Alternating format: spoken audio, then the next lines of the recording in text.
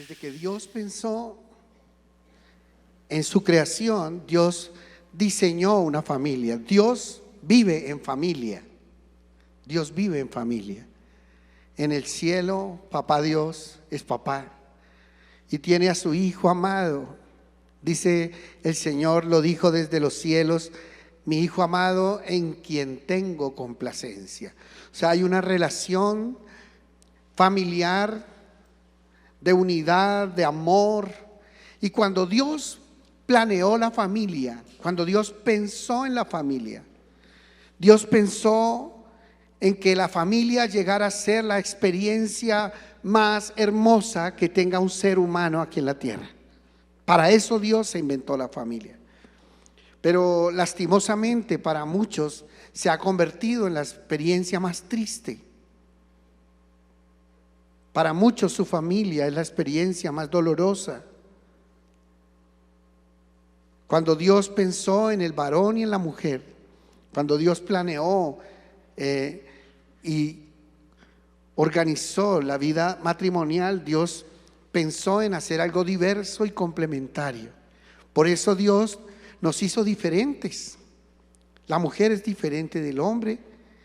El sexo de la mujer es diferente del sexo del hombre. El cuerpo de la mujer es diferente del cuerpo del hombre. Nos hizo diferentes, pero nos hizo complementarios.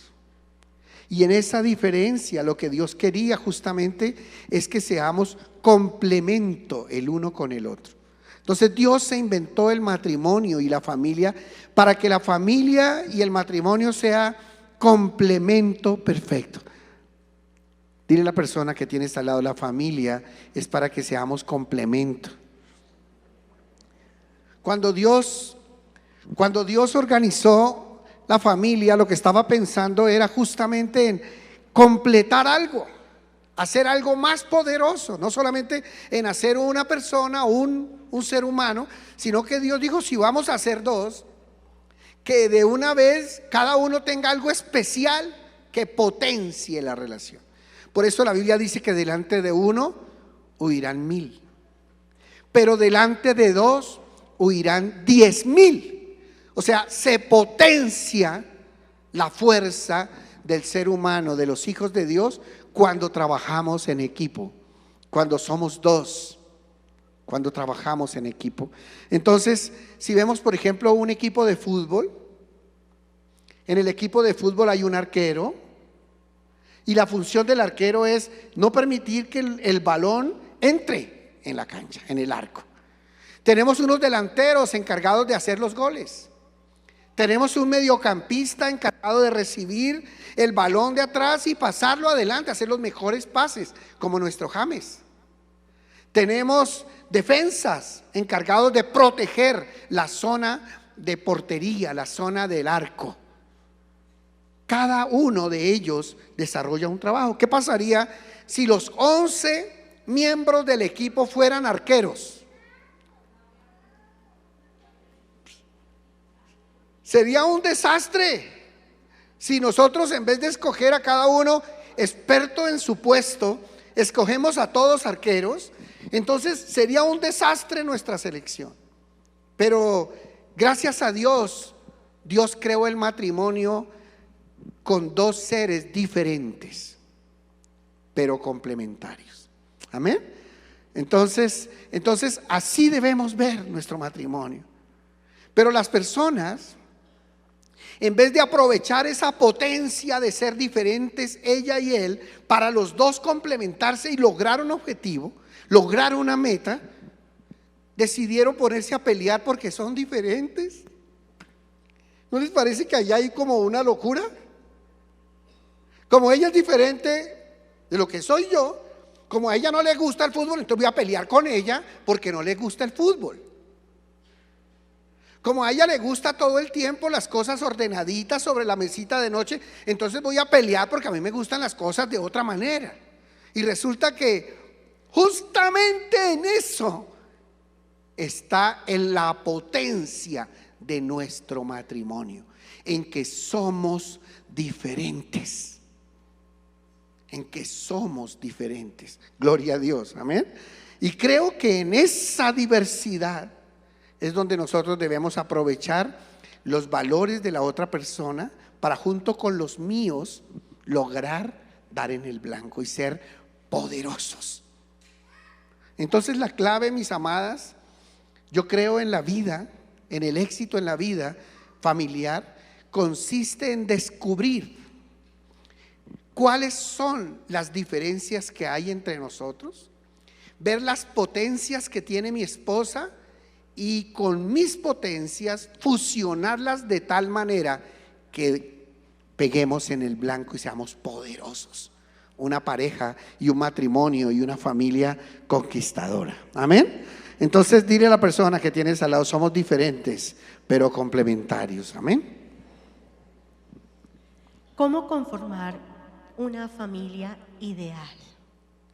¿Existirá una familia ideal? ¿Ustedes qué creen? Sí, pero sí, solo sí, está de acuerdo con la palabra de Dios, porque el creador de la familia es Dios. El ser humano no se lo inventó, los pastores no lo inventamos, los sacerdotes no se la inventaron, los psicólogos no se la inventaron. ¿Quién es el creador de la familia? Después de que Dios hizo al hombre, dice la Biblia que Dios mismo los bendijo. Los bendijo Dios y les dijo: fructificad y multiplicaos, llenad la tierra y sojuzgadla. Amén. Entonces, pero a veces nosotros, en ese afán por hacer las cosas a nuestra manera, ¿cómo hemos hecho? Nos vemos con una persona, nos gusta, empezamos la vida como un poco patas arriba, muchos se van a vivir antes juntos, experimentan, tienen hijos, después de 15 años dicen: ay, ¿será que nos casamos? Pero muchos, ¿qué dicen en ese momento? Ay, es que no estoy seguro. Después de que lleva viviendo 15 años, después de que se han aguantado, soportado, que tienen hijos, están bajo el mismo techo y dicen: pero no estoy seguro. Una familia ideal, mis amadas, empieza con un matrimonio. Estamos aquí en esta mañana para poner en orden todo lo que nos dice el Señor en nuestra vida. Y lo que dice la palabra de Dios es que la familia inicia con el matrimonio. Yo sé que el mundo nos dice muchas cosas, sí, muchas personas incluso afuera que dicen: el día que me casé se me acabó la vida. Pero quiero decirte algo: lo que Dios dice en su palabra es que la bendición de Dios es la que enriquece y no añade tristeza con ella. ¿Cuántos creen eso? Amén. Así que el matrimonio es una bendición de Dios. ¿Dónde empieza el matrimonio? ¿Dónde empieza el matrimonio? Mira, si nos dejas la anterior, por favor, mi Juliana. Gracias. Ese fue el día de nuestro matrimonio. Qué pollitos, ¿no? Teníamos 25 y 22 añitos. Y estaba nuestro amado pastor César Castellanos casándonos junto con Claudia, su hermosa esposa. Ese día empieza el matrimonio. Ese día es el gran día, es el milagro que ocurre, que entramos dos a la iglesia y salimos uno solo, y empieza la vida matrimonial. Empieza la bendición de Dios sobre nuestra vida. Claro, hay que hacer miles de ajustes. Sí. Viene mucho tiempo de acoplamiento, viene mucho tiempo de ceder, de conocerse. Bueno, es un matrimonio. ¿Cuántas saben que el matrimonio es un milagro? Es un completo milagro. Pero un hogar sin la bendición de Dios no es una familia ideal. No es una familia ideal. Así que yo quiero invitarlas a todas, mujeres. Si de pronto tú vives en unión libre, da el paso del matrimonio. Si tú quieres poner tu vida en orden, da el paso del matrimonio. Ve al altar, ve delante de la presencia de Dios para que recibas esa bendición del matrimonio. Y luego si viene todo lo demás, ¿qué dice el Señor? Los bendijo Dios y les dijo: fructificad. Después es que se da fruto. Mira, es increíble cómo podemos empezar dos personas con los bolsillos vacíos, con muchos sueños, muchas ilusiones, pero es increíble lo que Dios hace cuando se da el paso del matrimonio. Como Dios bendice, prospera, levanta a una familia cuando se pone en orden. Amén. Así que dice la palabra de Dios en el libro de Génesis 2:24: por tanto dejará el hombre a su padre y a su madre. Así que ¿qué tenemos que hacer? Aprender a dejar. ¿Cuántas cosas tenemos que dejar cuando nos casamos? Dios mío, muchísimas cosas. Pero lo primero que hay que dejar, ¿qué es? A padre y madre. A padre y madre. Yo me acuerdo que cuando nosotros nos íbamos a casar, bueno, mis padres han sido una bendición tan grande en nuestra vida, porque siempre han estado ahí para protegernos, para ayudarnos, para bendecirnos, pero jamás, ni mis padres, ni tampoco mi suegra, jamás se entrometieron en nuestro matrimonio. Jamás lo hicieron, para la gloria de Dios. Pero qué importante que es aprender a poner ese límite, porque dice la palabra de Dios que por esto dejará el hombre a su padre y a su madre. Así que, ¿por qué debemos dejar a padre y madre? Primero, la razón es el matrimonio.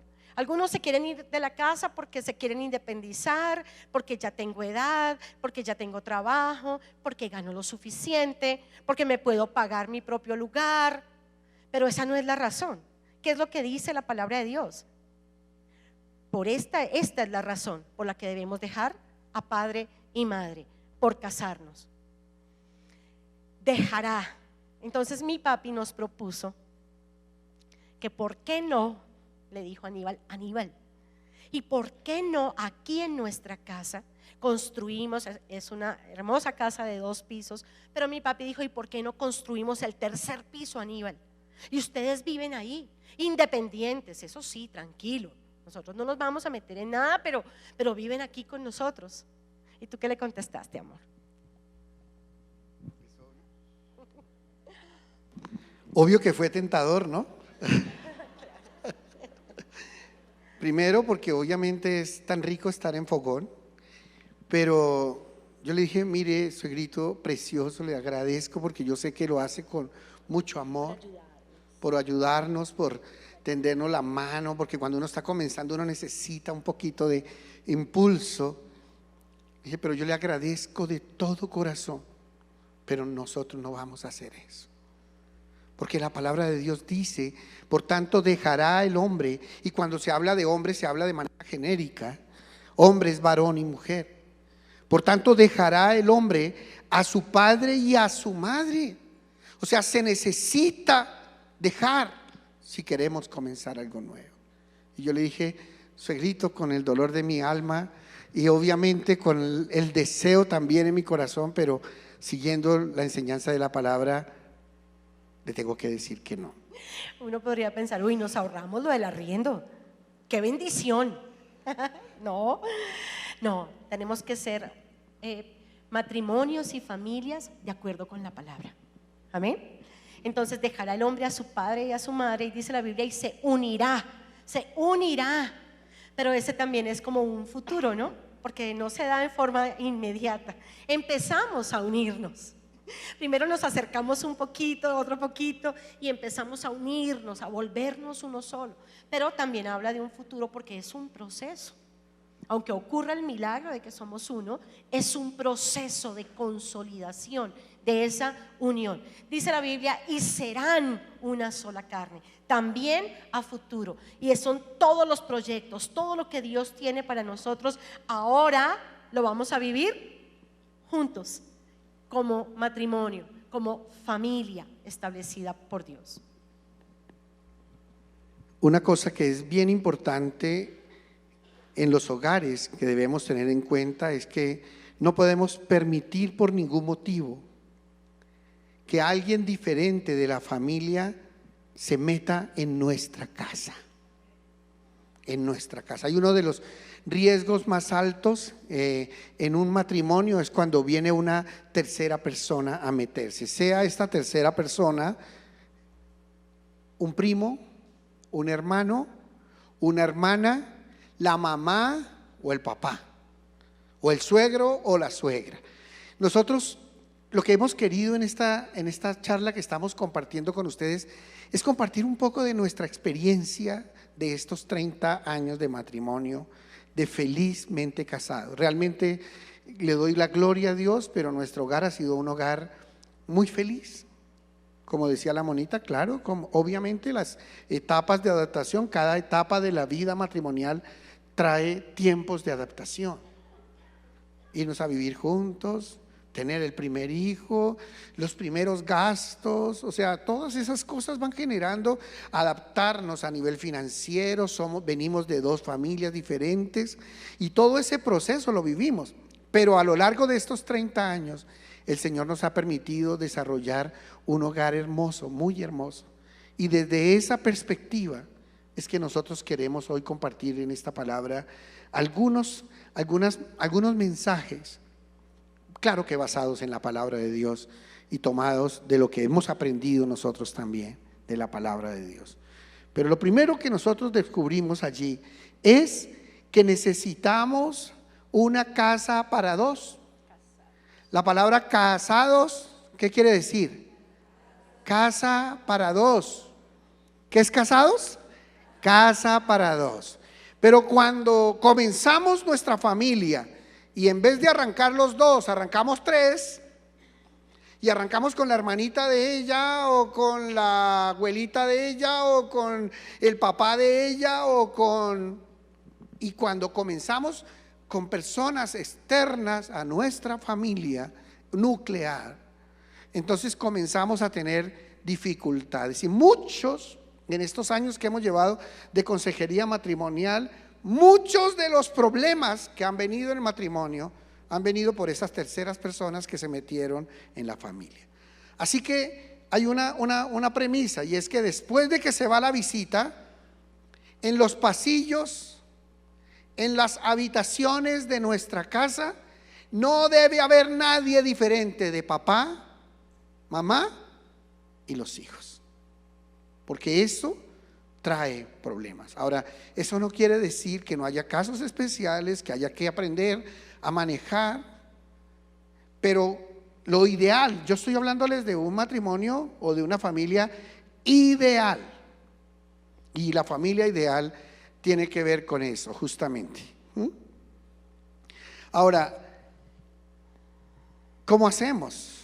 ¿Cómo hacemos? Porque cuando tenemos dificultades, cuando peleamos, cuando comenzamos a ajustarnos y no me gusta, no entiendo, y vienen las peleas de la primera fase del matrimonio, normalmente, ¿qué debemos hacer? Alguien decía, la ropa sucia se lava en casa. Pero cuando hay personas metidas en la familia, sea porque están allá adentro, pues ellos están enterados de todo lo que nos pasa. Si subimos el volumen de la voz porque algo nos pasó, si llegamos tarde, si alguna dificultad tuvimos en el matrimonio, inmediatamente las personas que están alrededor lo van a ver. Es inevitable. Y eso va a marcar sus vidas y va a dañar nuestro modelo de matrimonio ante los demás. Por eso es tan importante la privacidad, esa primera fase de la privacidad en el matrimonio y en la familia. Amén. Cuando hay dificultades y se llevan las dificultades a los padres, escúcheme bien esto. Entonces normalmente se le va la mujer y le dice: no, mamá, me gritó, no se parece en nada a mi papito. Yo pensé que ese hombre era un hombre tierno y me pegó un grito.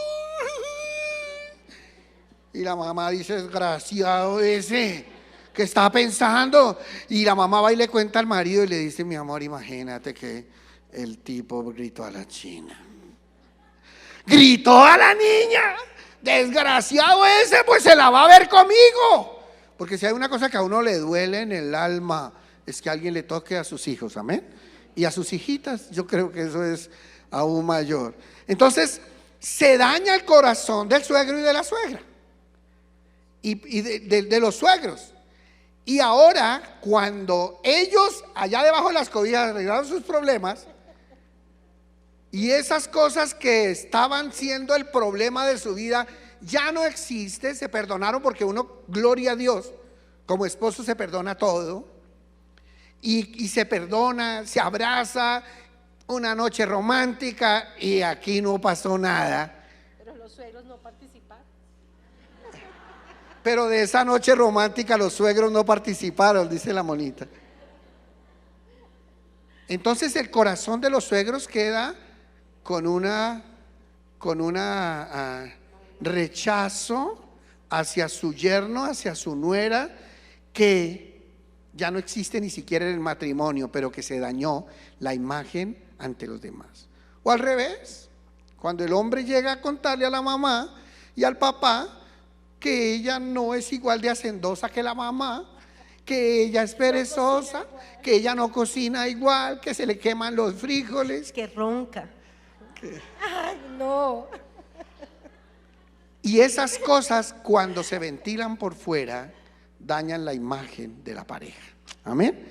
Por esa razón, ahora yo no estoy diciendo que no haya que pedir en algunos momentos auxilio, porque hay momentos en donde el hogar se está yendo a pique, y si no piden auxilio se puede caer. Pero normalmente, y cuando estamos en la vida cristiana, el lugar donde debemos acudir más que a papá y a mamá es a donde nuestros líderes, que ellos nos van a aportar. Por eso es que es importante llegar y conocer una persona en el liderazgo en la iglesia, donde podamos ir confiadamente, que sea ejemplo de familia, de matrimonio, para que yo pueda ir y abrirle mi corazón, donde no va a haber un rechazo hacia mi matrimonio, hacia mi esposa, mi esposo. Amén. Entonces, cuando comenzamos, tenemos que dejar muchas cosas para poder comenzar un verdadero matrimonio. Pero ¿qué tal si cada uno le dice a su vecina que tiene al lado: una familia ideal tiene privacidad? Y una familia ideal son uno en todo.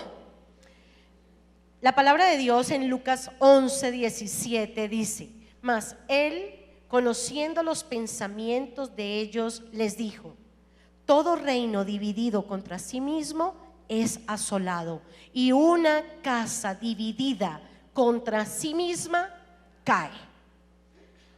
La división. Cuando nosotros nos casamos, cada uno de nosotros viene con una historia. Cada uno aporta a esa nueva familia una tremenda historia. Aporta a sus padres, aporta su genética, aporta sus bendiciones. Y si no ha cortado las maldiciones, pues aporta las maldiciones. Así que tenemos que tener mucho cuidado. Primero queremos recomendarles que vayan a encuentro, mujeres de Dios, a cortar maldiciones. Y si alguna se va a casar, con más veras, para que no aporte maldiciones a su nueva familia. Pero tenemos que saber que cuando llegamos con una historia, que no empezamos de cero como todo el mundo piensa que empezamos de cero. No, tenemos una historia, cada uno, cosas por resolver, pensamientos, situaciones, sentimientos. Podemos tener incluso deudas. ¿Y se aportan las deudas? Bueno, ¿se aporta el dinero o hacemos cuentas separadas? Y tú te quedas con tus deudas y yo me quedo con mi dinero, ¿sí? No, tenemos que ser uno en todo, una sola billetera. Ahora, si yo tengo un hijo, ¿aporto mi hijo o no lo aporto? Claro que sí, aporto mi hijo. Y si tú tienes 2 hijos, entonces aportas tus 2 hijos. Entonces tenemos que entender que el matrimonio es la unión de 2 personas, pero que tienen una historia, y ahora tenemos que llegar a ser uno solo. Así que el trabajo que tenemos que hacer es un trabajo grande, mis amadas, de ceder, de aceptar, de tolerar, de respetar, de hablar, de escuchar, si queremos llegar a tener una familia ideal. Amén. Cuando recibimos la bendición matrimonial, la fusión de nosotros ahora viene a ser en todas las áreas de nuestra vida, en todo. Tenemos que ser uno en todo, amén, en todo lo que hacemos en nuestra vida. Ya el reino de la monita se acabó y el reino de Aníbal se acabó, y los sueños de la monita individuales se acabaron. Los sueños de Aníbal individuales se acabaron. Se acabó el reino de lo mío y se acabó el reino de lo tuyo. Ahora comienza el reino de lo nuestro. Digan, el reino de lo nuestro.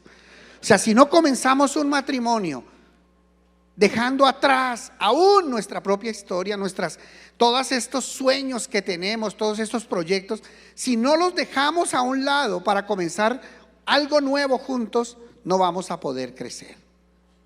Porque si la monita sigue pensando en su sueño de como trabajadora social, ir por todo el mundo ayudando a todos los niños en todos los países de escasos recursos, y se va por todo el mundo a hacer su misión, pero casada conmigo, y resulta que yo tengo el sueño de tener una familia y de tener 3 hijos y de hacer una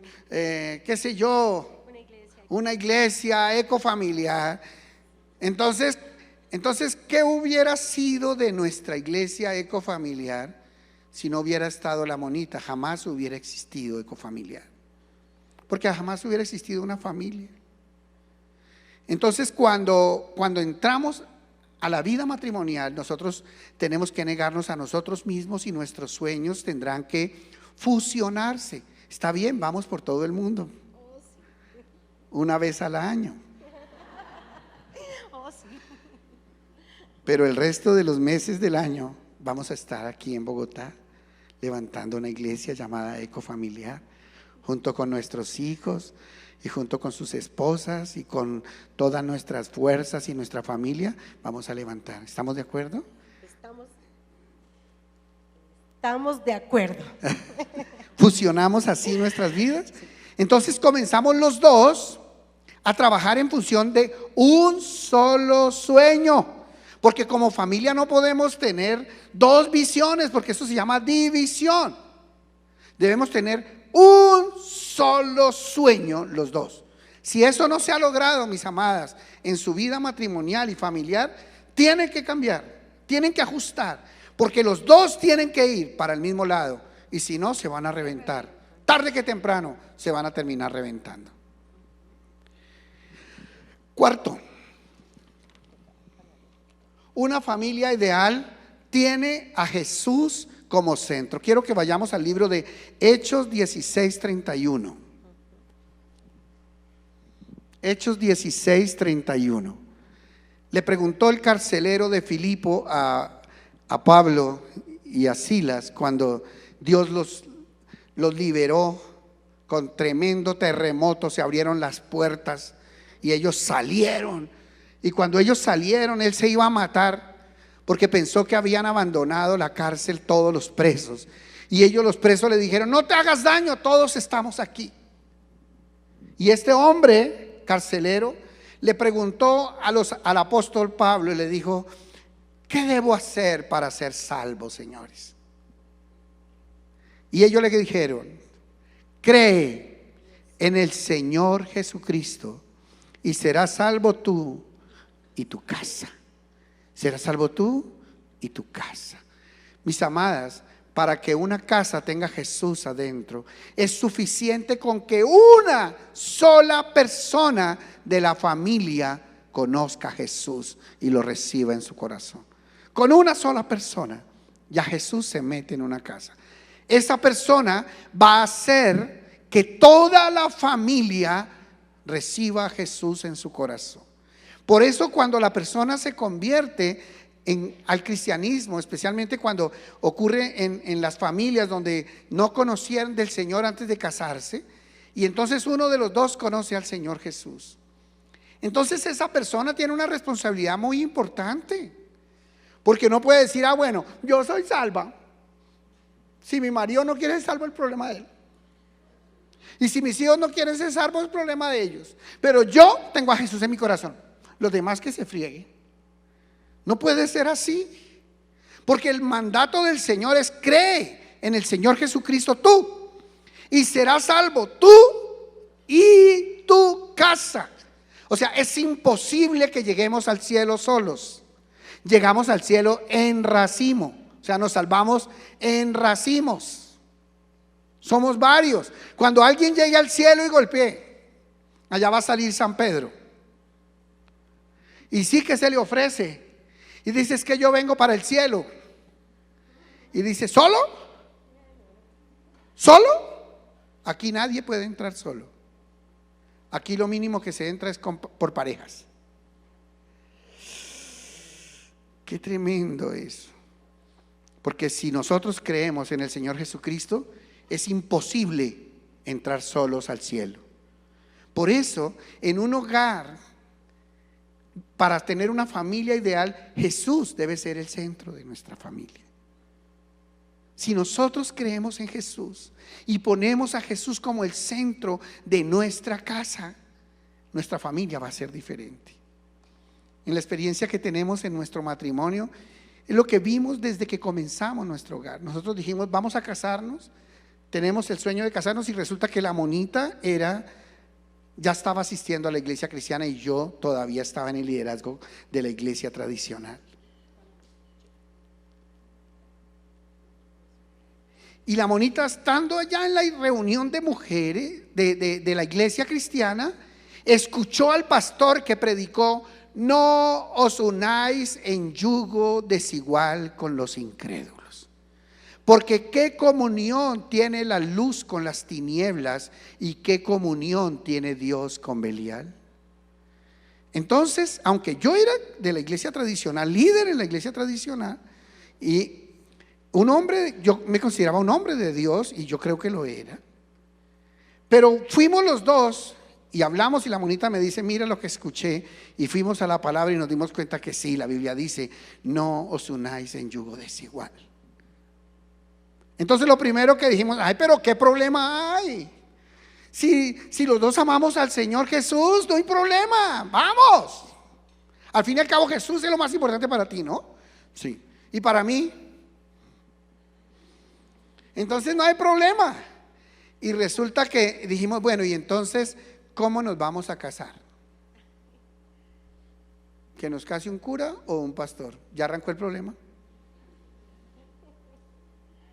¿Ya arrancó el problema? Supuestamente los dos estamos en lo mismo, pero no estamos en lo mismo. ¿Se dieron cuenta? Y cuando nazcan los niños, ¿los presentamos o los bautizamos? ¿Qué hacemos? Y cuando el domingo vayamos para la iglesia, ¿para dónde nos vamos? Cada uno coge para su lado. ¿Y para dónde cogen los niños? ¿Y a dónde llevamos los niños? Hicimos un break de 6 meses.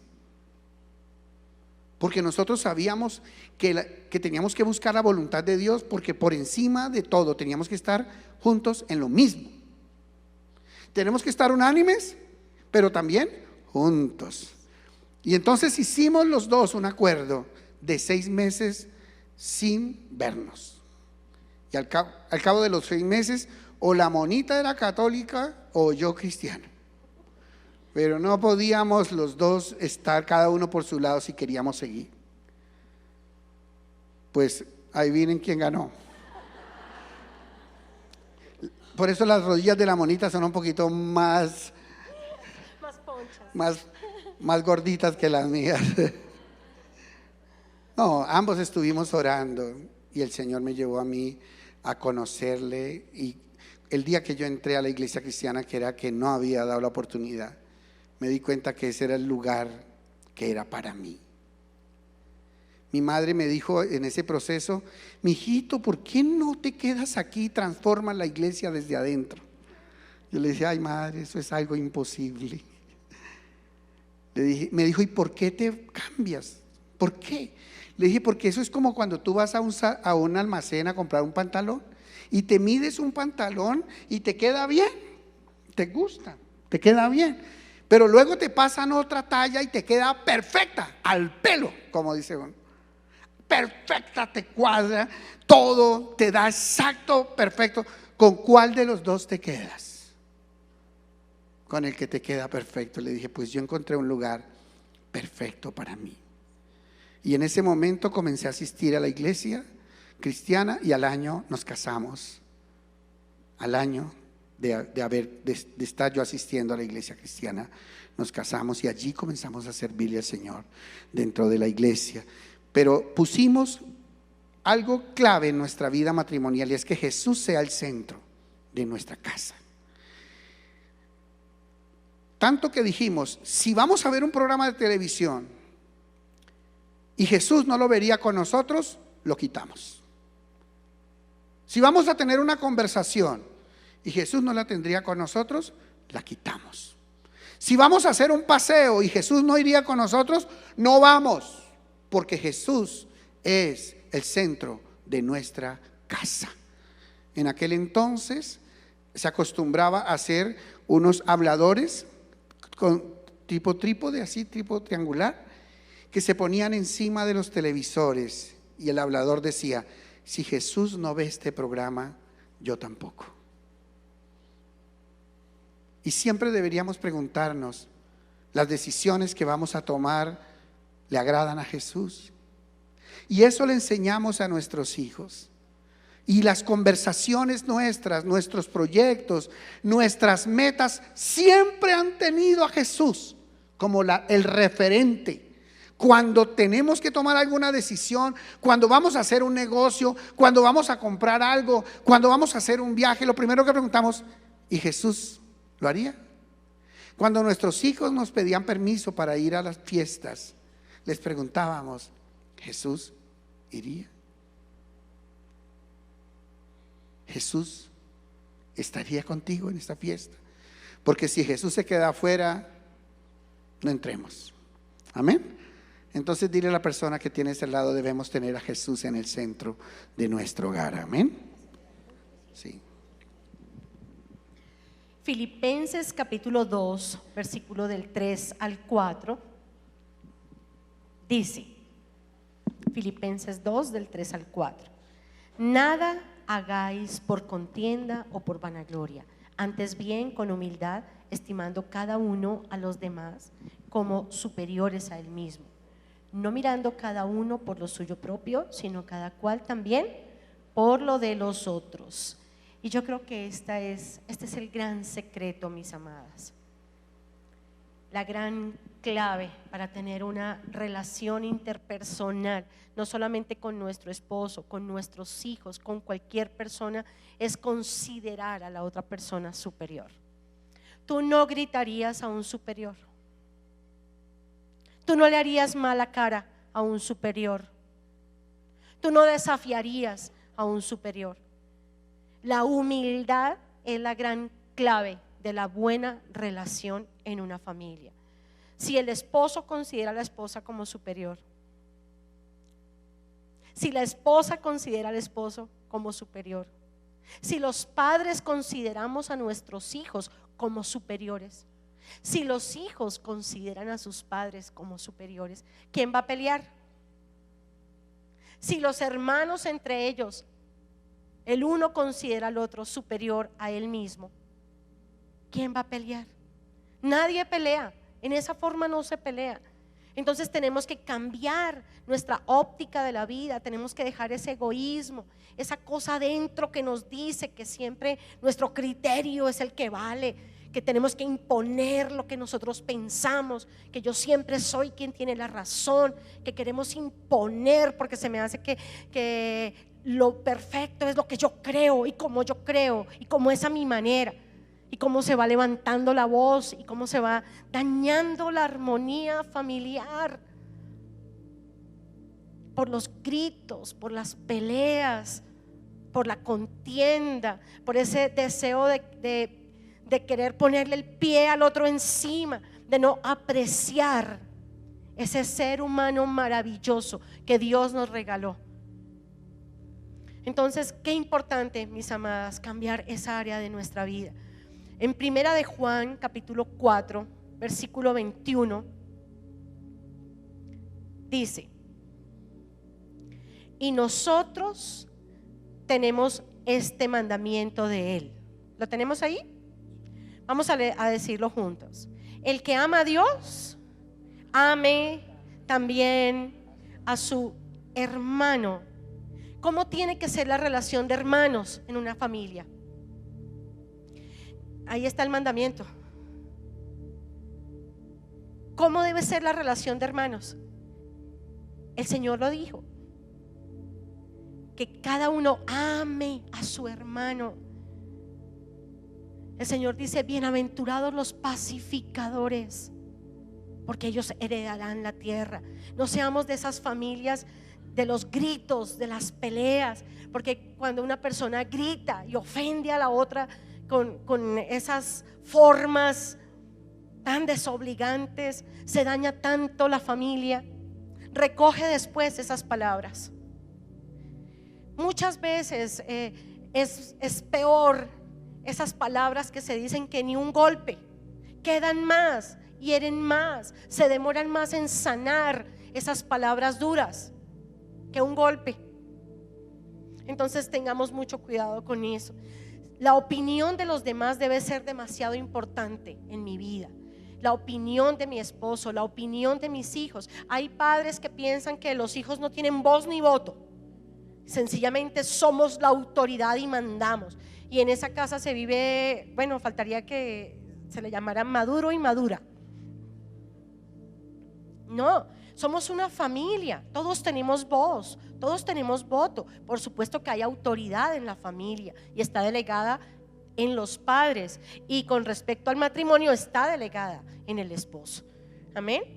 Pero aprendamos a escuchar la opinión de los demás. Nunca buscar sobresalir por encima del otro, nunca tomar ventaja del otro. Yo recuerdo algo de mi Danielito. Daniel es mi hijo mayor, y Daniel siempre, los tres han sido tan buenos hermanos. Ellos tienen una armonía de hermanos que nos bendice tanto a nosotros como padres, porque ellos nunca fueron los hermanos, mira, esos preciosos. Ellos nunca fueron los peleoneros. No que no hubieran peleado, por supuesto que sí, pero nunca fueron de peleas, de contiendas, de gritos, de pegarse. Eso no pasó, gracias a Dios.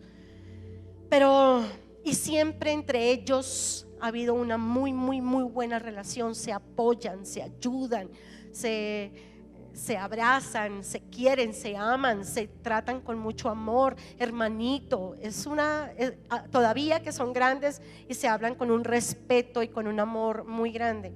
Y siempre recuerdo de mi Daniel que comprábamos un pollo en la casa, y mi mami sabe esto porque muchas veces lo vio en esa actitud tan bonita.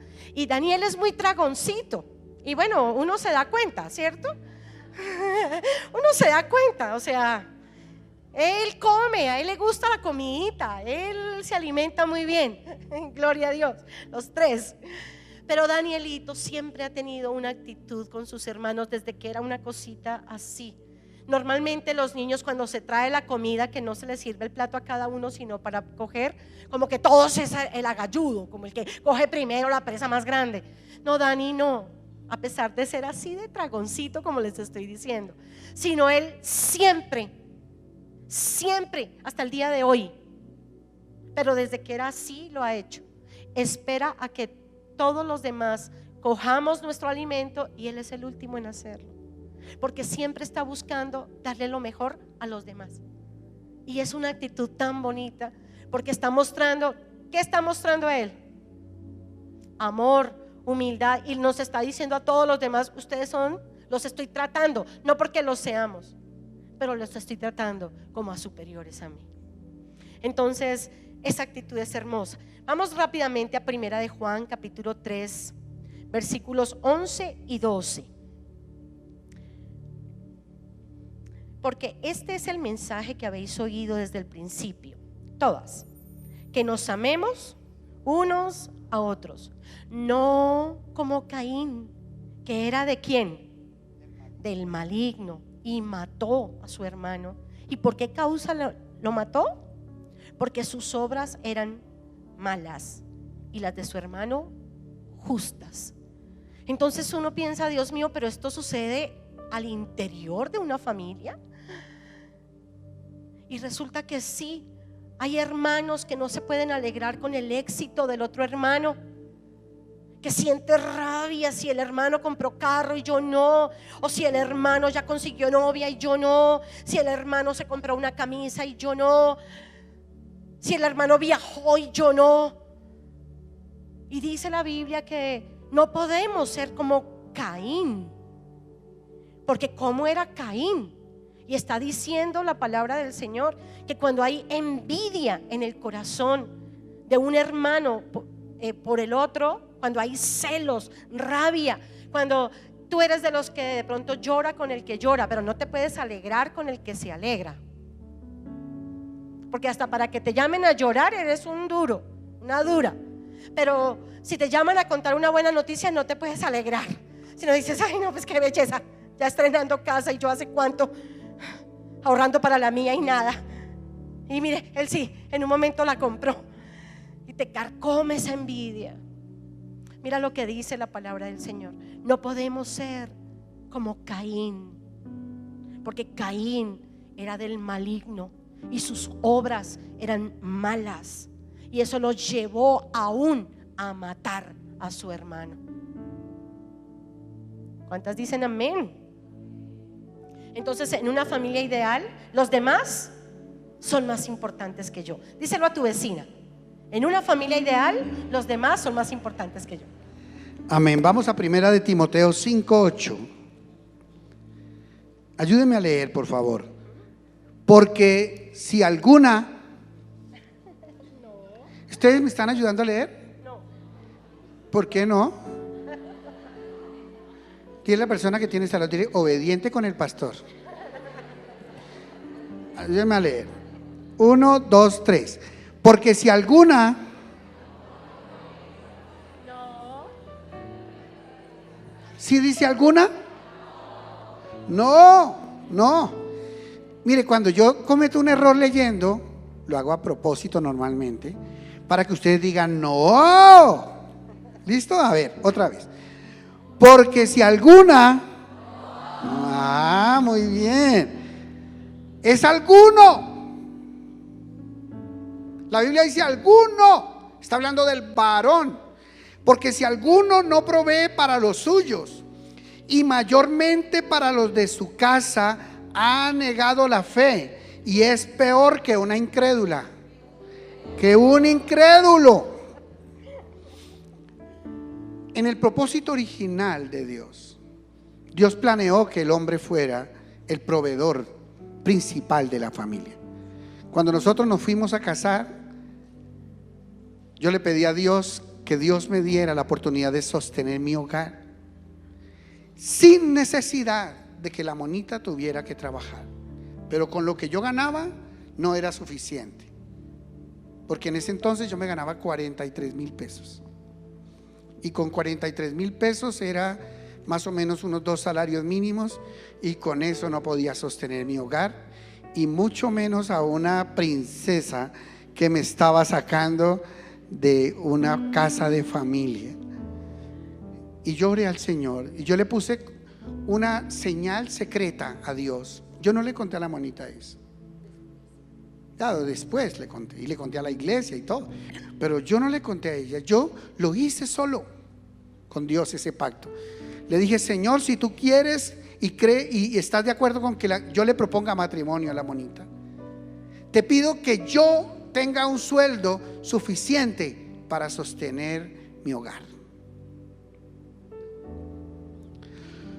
Wow, eso fue ponerle al Señor a intervenir de manera milagrosa en mi vida. Justamente comencé a diezmar, y cuando comencé a diezmar, el Señor me duplicó mi sueldo, un poco más. Me llamaron por teléfono y me dijeron, le gustaría venirse a la dirección general del banco ganándose 98,000 pesos de sueldo y haciendo lo mismo que hace allá en la oficina. Y yo dije, lo estaba esperando. Y me llamó la jefe a su oficina y me dijo, ahora, a partir de ahora usted se va a ganar 98,000 pesos, para que se compre su carro, para que aproveche y pasee.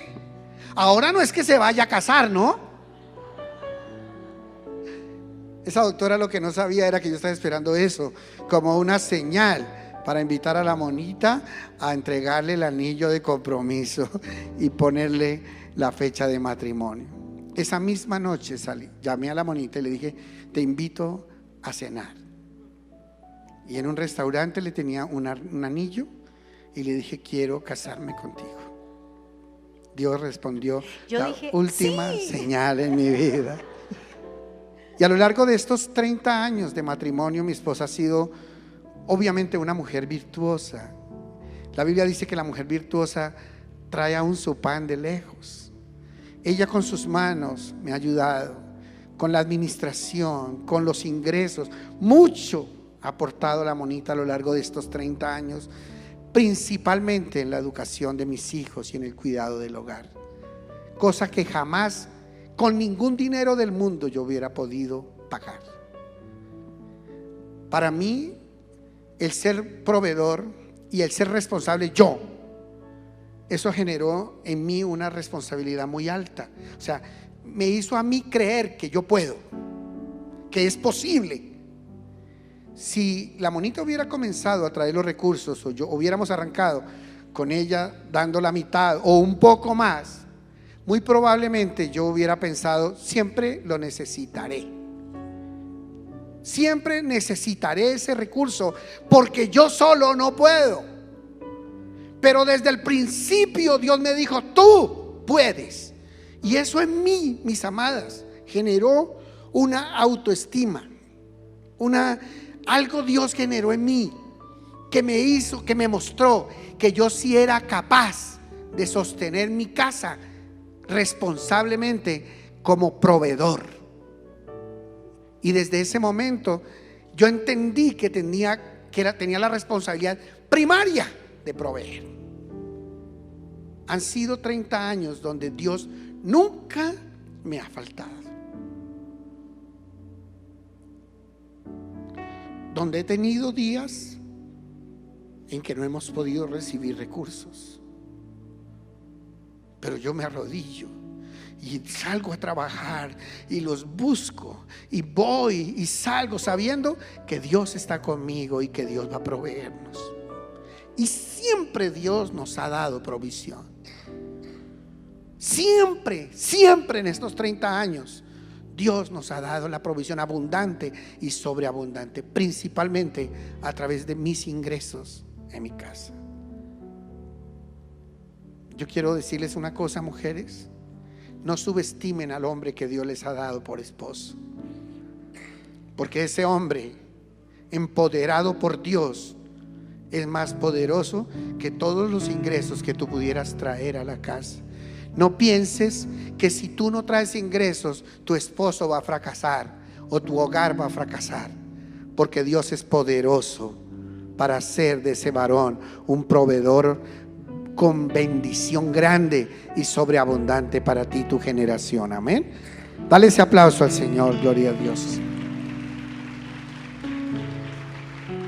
En una familia ideal pasamos tiempo juntos, y esta es la regla de oro.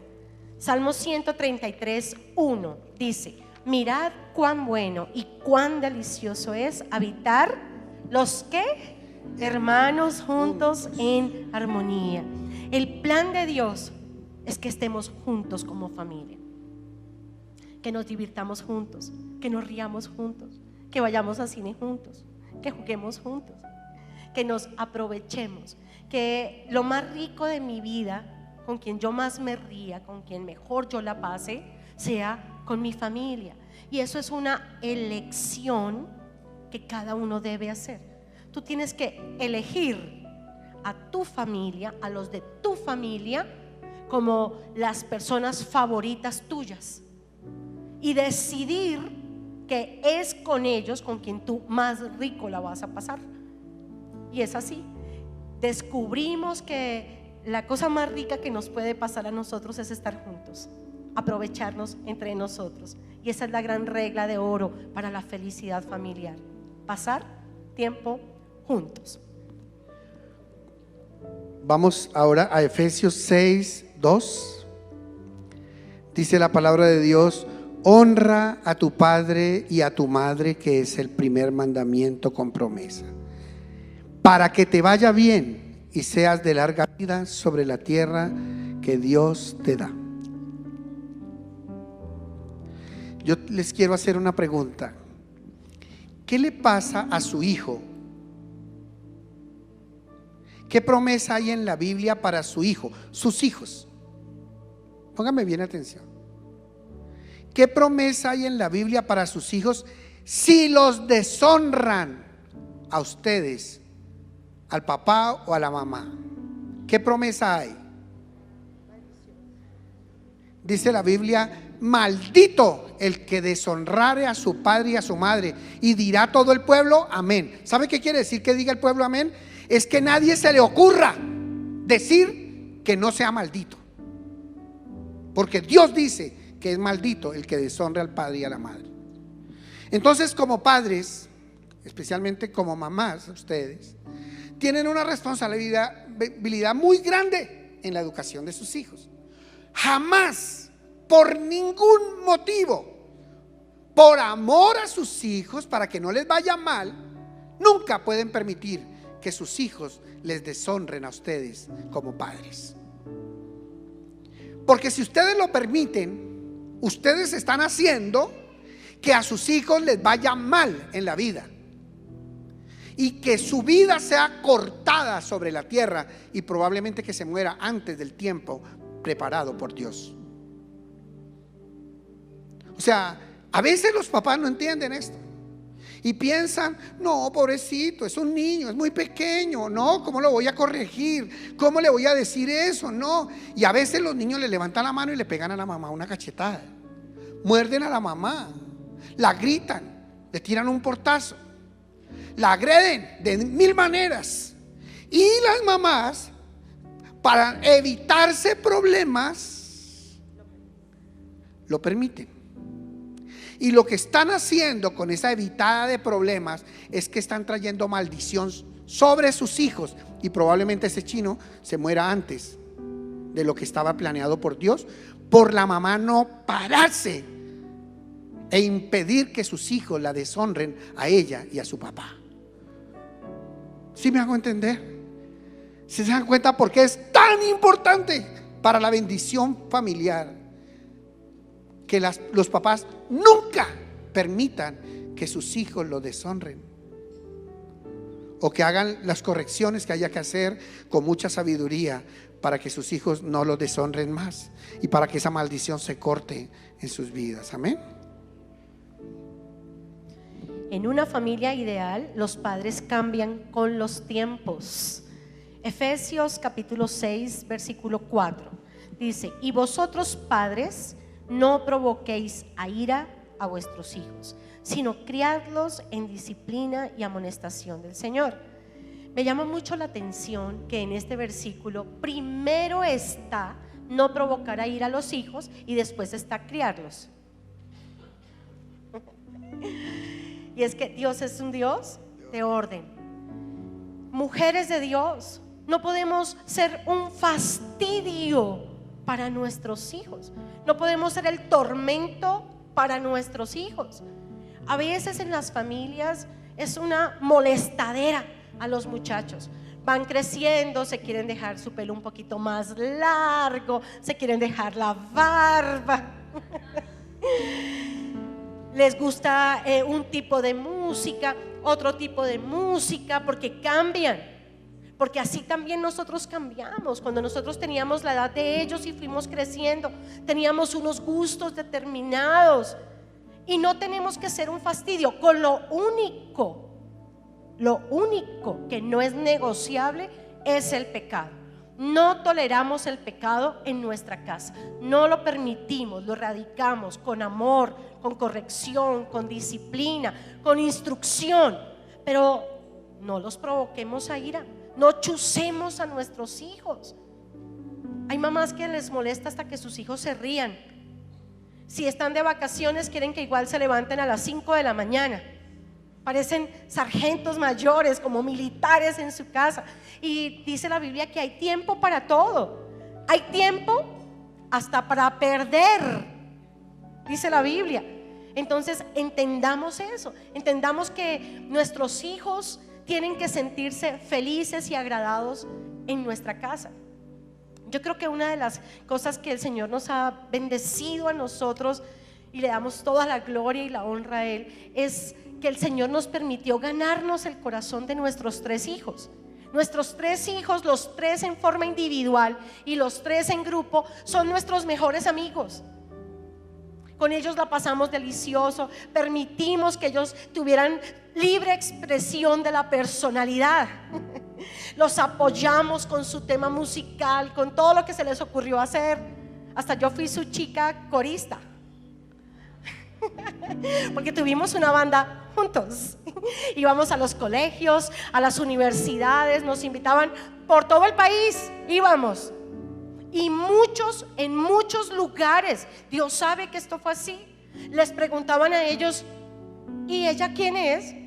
Y cuando decían mi mamá, ¿sabes qué decía la gente? Espectacular. Y sí, eran ensayos, horas y horas de ensayo de música rock con ellos. Y quiero decirles que no había una delicia más grande que batir la mecha ahí con ellos un rato, cuando se les dio por batir la mecha. Y fue una delicia. Y no tenemos que ser tan cansones, tan fastidiosos, tan hostigantes. No, nuestros hijos tienen que querer estar con nosotros. Nuestros hijos tienen que querer estar en la familia, tienen que querer llegar a su casa. Pero no los dejamos ni oír música porque se entra el diablo por ahí. Pues claro, hay que tener cuidado, no se puede oír toda la música, eso lo sabemos. Pero también ellos mismos componen música que no es cristiana. Y nosotros somos su fan número 1. Y en nuestro carro tenemos los CDs de ellos, de Santa Banda, que nos fascina. Cantamos todas sus canciones. Entonces, no provoquemos la ira de nuestros hijos. Cuando no provocamos, escúchame bien esto, cuando no provocamos la ira de nuestros hijos, nosotros podemos criarlos en la disciplina y la amonestación del Señor. Y nuestros hijos crecen en el altar. Nuestros hijos son para el Señor y es una bendición. Nosotros, la riqueza más grande que Dios nos ha dado a nosotros es ser una familia ministerial. Es poder decir que los 5 y ahora, para la gloria de Dios, los 8 le servimos de tiempo completo al Señor. Ese es el regalo más grande que Dios nos ha dado a nosotros. Amén. Mis amados, mis amadas, también es una cobertura. Nuestros pastores, toda la familia de nuestros pastores es familia ministerial. Sus hijas, todas casadas, sirven en el ministerio. En el país donde estén, sirven en el ministerio. Eso es una cobertura. Y tú has venido a formar parte de la cobertura de Eco Familiar. Y esa cobertura te cobija a ti y a tu casa y a tus generaciones. Y esta es una iglesia familiar. Y aquí el Señor se mueve a través de las familias. Y no es extraño ver llegar cada domingo, no un hombre, no una mujer, una familia completa. Llega una persona de un encuentro y el domingo están aquí con su esposa, con sus hijos, con sus suegros, con sus abuelos. Las filas son llenas de puras familias en esta iglesia para la gloria de Dios. Porque Dios nos dio una cobertura familiar. Amén. Así que dile a la persona que tienes al lado, dile: estamos en una cobertura familiar. Y vamos a estar de pie, vamos a cerrar con el último de los tips que estamos dando para tener una familia ideal.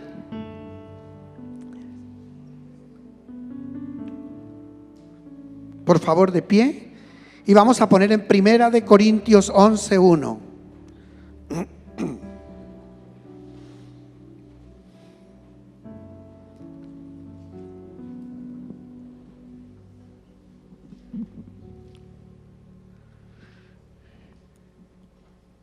¿Qué dice la palabra ahí? Ayúdenme a leer todos, por favor. Sed imitadores de mí, así como yo de Cristo. Entonces el apóstol está diciéndole a los discípulos: ustedes tienen que ser como yo. ¡Guau! Porque yo soy como Cristo.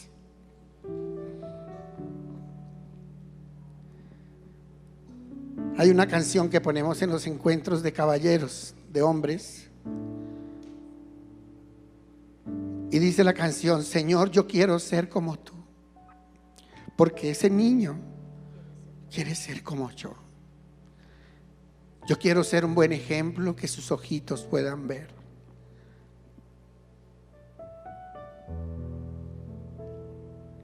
La forma como se aprende en la vida es a través de la reproducción. Ese es el modelo de aprendizaje natural. Cuando los niños están en la cuna, se acerca el papá.